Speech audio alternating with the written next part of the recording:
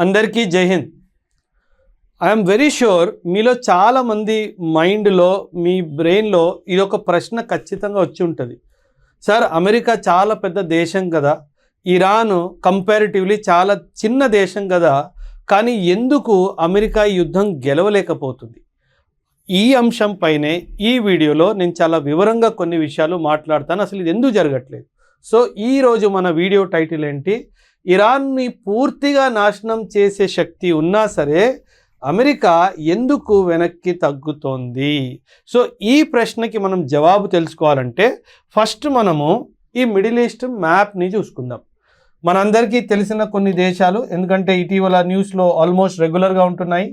Iran ఒక దేశము, Saudi Arabia ఒక దేశము, యెమెన్ కొన్ని రోజులుగా ఇది కూడా న్యూస్లో ఉంది, తుర్కీ ఇది చాలా ఇంపార్టెంట్ ఫ్యాక్టర్ ఇక్కడ కూడా ప్లే చేస్తుంది, అండ్ ఇరాక్ కూడా న్యూస్లో ఉంది. ఇన్ఫ్యాక్ట్ దీని మీద కూడా ఒక వీడియో రేపు కానీ ఎల్లుండి కానీ ఖచ్చితంగా నేను చేస్తాను. ఎందుకంటే చాలా రీసెంట్గా, అసలు ఇది నేషనల్ న్యూస్లో ఎక్కడ రాకుండా చాలా రీసెంట్గానే అమెరికన్ ట్రూప్స్ ఇరాక్ నుంచి కంప్లీట్గా విత్డ్రా చేసాయి. ఎప్పుడైతే సదాం హుసేన్ మీద అటాక్ చేసిందో, ఇరాక్ మీద అమెరికా అటాక్ చేసిందో, ఆ అటాక్ అయిపోయిన తర్వాత అప్పటి నుంచి ఇప్పటి వరకు అమెరికన్ ట్రూప్స్ చాలా శాతంగా అక్కడ ఇరాక్లోనే ఉండే, కానీ 2018లో చాలా శాతం ఈ ట్రూప్స్ని తగ్గించడం జరిగింది. అండ్ చాలా రీసెంట్గా మిగిలిన వాళ్ళు కూడా రిటర్న్ రావడం జరిగింది. సో ఆ క్యాంపెయిన్ మొత్తం గురించి కూడా ఒక 1-2 డేస్లో వీడియో చేస్తాను. Coming back to our video today, ఈ మ్యాప్ని మనం చూసుకుంటే కనుక మీరు ఈ ప్రాంతాన్ని చాలా మంచిగా, ఈ ప్రాంతాన్ని మీరు గుర్తుపడతారు. ఈ ప్రాంతం ఏ ప్రాంతం చెప్పండి అందరూ మెసేజ్లో. This is the strait of Hormuz, ఎక్కడైతే ఇదంతా యుద్ధం జరిగిందో. అండ్ కొన్ని రోజులుగా ఇంకొక ప్రాంతం బాబ్ అల్ మండేబ్, ఈ మనం కిందికి ఇలాగెళ్తే ఇది ఇక్కడ ఒక స్ట్రెయిట్ లాగా వస్తుంది, దీని బాబ్ అల్ మండేబ్ అంటారు. Now we'll go back to our what you call main important what you call our today's discussion. ఇదేంటి? ఎందుకు అమెరికా ఇరాన్ పై కంప్లీట్గా దాడి చెయ్యలేదు అని ఖచ్చితంగా కాదు, కానీ ఎలా చేస్తే ఇరాన్ ఎలా స్పందిస్తుందో అమెరికాకి తెలియట్లేదు. ఇరాన్ని first before we go into this, మనందరికీ కొన్ని విషయాలు చాలా స్పష్టంగా తెలుసు. వెపన్స్ పరంగా తీసుకున్న వెపన్స్ విషయంలో కానీ, అది మిజైల్స్ అవనివ్వండి, అది ఏమంటారు మన క్యారియర్స్ కానివ్వండి, దానిపైనైతే విమానాలు వెళ్తాయో మన షిప్ క్యారియర్స్ కానివ్వండి, జెట్ ఎయిర్ క్రాఫ్ట్స్ కానివ్వండి, ఏ విషయం కానివ్వండి, అన్నిటిలో అమెరికాది పై చేయి ఉంది. అంటే సంఖ్యలో ఖచ్చితంగా పై చేయి ఉంది. ధైర్యం కూడా తక్కువ లేదు అమెరికా దగ్గర. కాతే ఎప్పుడైనా సరే యుద్ధ రంగంలో ఒక వర్డ్ ఉంటుంది, ఆ వర్డ్ పేరు war wastage ratio. War wastage ratio అంటే ఏంటంటే, ఏ దేశమైనా యుద్ధానికి వెళ్ళినప్పుడు తన ఎక్విప్మెంట్ కానీ తన సోల్జర్స్ కానీ ఎంతమందిని తను అడిక్వేట్గా తీసుకెళ్లాలో అది ఆలోచించాలి. దాని ద్వారానే ఎంతమంది చనిపోవచ్చు, ఎంత ఎక్విప్మెంట్ ఈ యుద్ధంలో నష్టం అయిపోవచ్చు, దాని యొక్క క్యాల్కులేషన్ని వార్ వేస్టేజ్ రేషియో అంటారు. ఈ యొక్క యుద్ధం గెలవడానికి అమెరికా యొక్క వార్ వేస్టేజ్ రేషియో చాలా ఎక్కువ అయిపోతుంది. ఎందుకంటారా? ఫర్ ఎగ్జాంపుల్, అమెరికా ఈ Gulf of strait of Hormuz నుంచి ఇరాన్పై దాడి మొదలుపెట్టింది అనుకుందాం. అప్పుడు ఇరాన్ వాడు ఏం చేస్తాడు? వాడు ఊరుకుంటాడా? వాడు ఊరుకోడు. వాడేం చేస్తాడు? సౌదీ మీద దాడి చేస్తాడు. వాడేం చేస్తాడు? ఇక్కడ హౌతీస్ ఉన్నారు కదా, వాళ్ళకి చెప్పి ఈ బాబెల్ మండప్ని బ్లాక్ చేయిస్తాడు. వీడేం చేస్తాడు? ఇరాన్ వాడు ఖతర్ మీద దాడి చేస్తాడు. ఇరాన్ వాడు కువైత్ మీద దాడి చేస్తాడు. ఇరాన్ వాడు యుఏఈ మీద దాడి చేస్తాడు. నౌ సీ, ఒక్కవైపు నుంచి నీ మీద అటాక్ వస్తే ఇప్పుడు మీరు ఒక ప్రశ్న అడగొచ్చు, సార్ ఇక్కడ అమెరికా యొక్క ఏమంటారు అమెరికా యొక్క మిలిటరీ బేసెస్ ఉన్నాయి కదా, అక్కడి నుంచి కూడా అమెరికా అటాక్ చేస్తుంది కదా అంటే ఖచ్చితంగా చేస్తుంది. కానీ ఒక విషయం మనం గుర్తుపెట్టుకోవాల్సింది ఏంటంటే, మల్టిపుల్ డైమెన్షన్స్ నుంచి నువ్వు అటాక్ చేస్తే మళ్ళీ నేను చెప్తున్నాను, నీ వార్ వేస్టేజ్ రేషియో పెరిగిపోతుంది.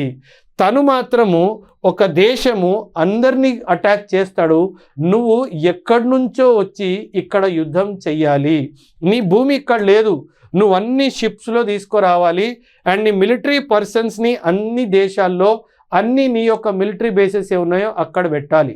అండ్ ఇరాన్ రిటాలియేట్ చేస్తే నీ నష్టం నీకు చాలా ఎక్కువగా అవుతుంది.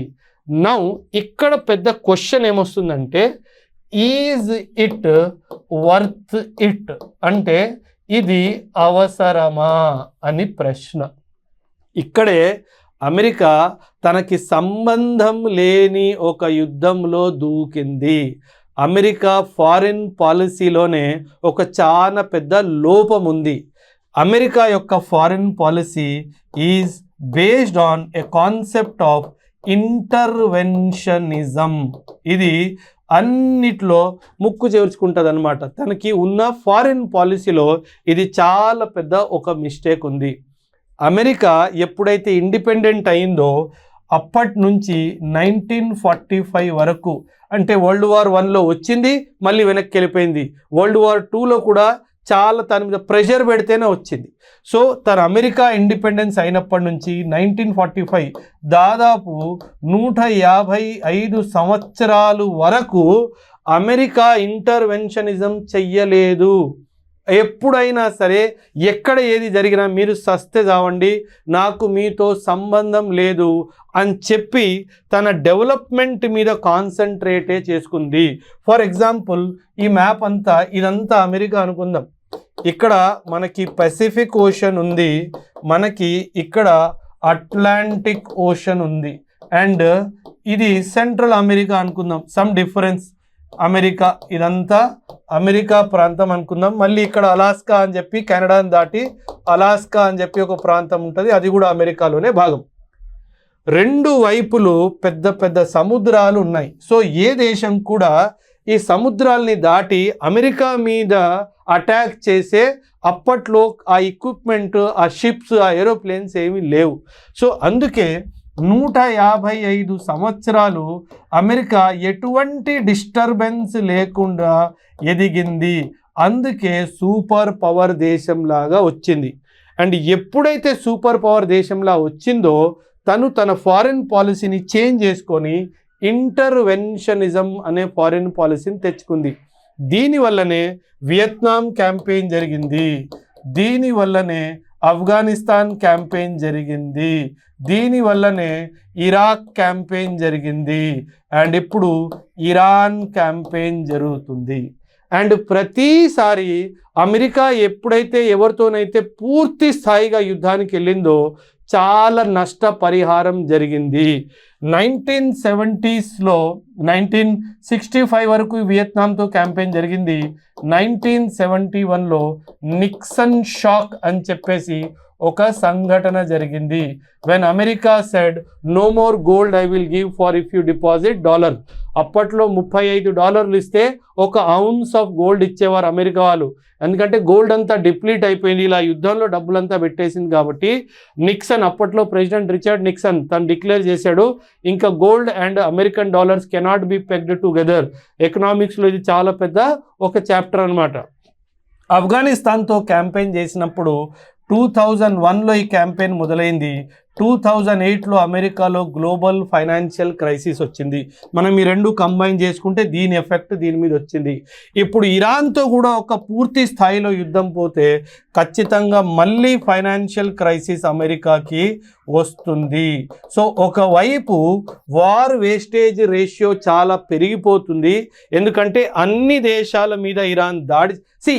ఒక్క విషయం మీరు గుర్తుపెట్టుకోండి, మీరు అనొచ్చు సార్ ఇరాన్ పైన కూడా దాడి జరుగుతుంది, ఇరాన్లో కూడా మనుషులు చనిపోతారు, అక్కడ ఎక్విప్మెంట్ కూడా ఇదవుతుంది కదా, వాళ్ళకు కూడా కొలాటరల్ డ్యామేజ్ అవుతుంది కదా అంటే కరెక్టే. కానీ ఇరాన్ చచ్చిపోవడానికి సిద్ధంగా ఉంది.